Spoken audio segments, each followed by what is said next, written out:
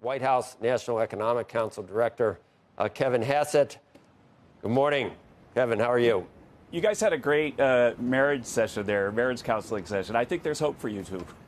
There's hope. We got maybe we cover the gamut. Professional optimists, professional skeptics. Sure.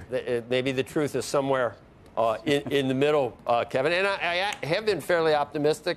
When people come on about the U.S. economy, I can find a lot of positive things. Why do you think affordability is such a buzzword right now? I mean, we lived through 9% inflation, and I think Biden years it averaged over 5% for those 4 years. Sure. We're at the highest levels that we've seen recently at 3%. Why all of a sudden is it, I don't know, is it Trump's fault? Right. Well, I mean, for sure, people still are trying to dig out from the big hole that was dug by the previous administration's policies. So if you figure the typical mortgage payment, monthly mortgage payment about doubled. If you look at a typical bag of groceries, the monthly bag of groceries cost about $400 when President Trump was leaving office last time, and about $512 right about when President Trump took office. And since then, it's gone up almost not at all. I think it's like $515, but it hasn't gone back to $400. And so what the Democrats are doing is they're saying that this runaway spending that we gave you guys that created runaway inflation is 100% your fault. Because you haven't fixed it already. And of course, that's very economically illiterate, and I don't think really many people in markets are buying it.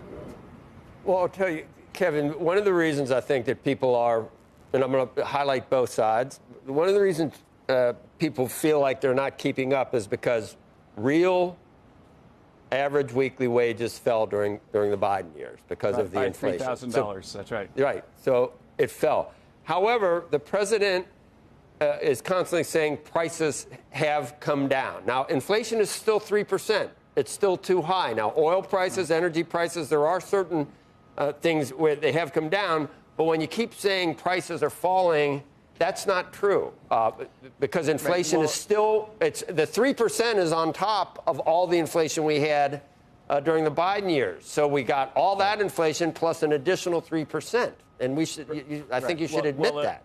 A more precise way to say it, though, Joe, is that purchasing power has gone up. And so real wages, that's W divided by P for our technical people in the audience, have gone up by about $1,200 this year. So the way to think about it is that we've dug a $3,000 hole because of Biden policies, and we've gained $1,200 on the way out already, which should give you a great deal of hope for the future that the wage increases that we're seeing will continue.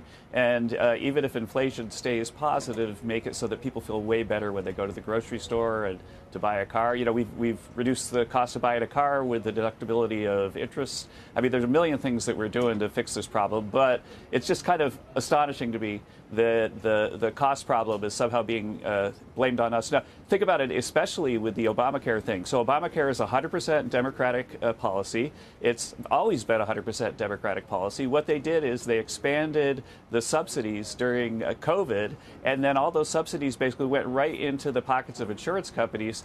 And Obamacare insurance policies have doubled in price relative to normal policies. And so the fastest inflation in the economy is these big government subsidies thrown at Obamacare insurance. Think about it. It's kind of like if you give lots of student loans, then the tuition goes up.